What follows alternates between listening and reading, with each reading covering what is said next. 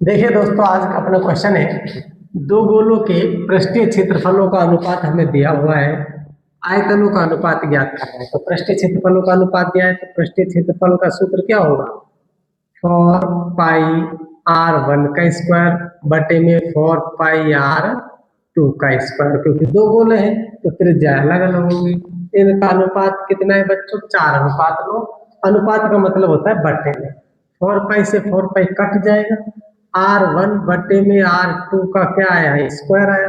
और 4/9। r1 बटे में r2 स्क्वायर हटेगा तो यहाँ अंडर रूट चढ़ेगा। 4/9 r1 बटे में r2 आ गया 2/3।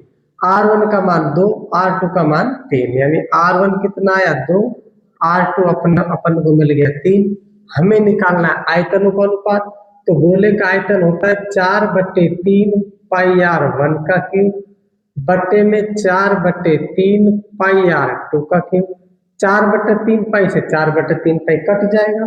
r1 का मान कितना? 2, तो 2 का क्यूब लगाइए। r2 का मान कितना? 3, 3 का क्यूब कर दीजिए। 2 को 3 बार गुणा करोगे तो क्या आएगा? 8। और 3 को जब 3 गुना 3 गुना 3 करोगे तो आपका मान आएगा 27। अपना आंसर हुआ 8:27। यही हमारा फाइनल और करेक्ट आंसर होगा। धन्यवाद।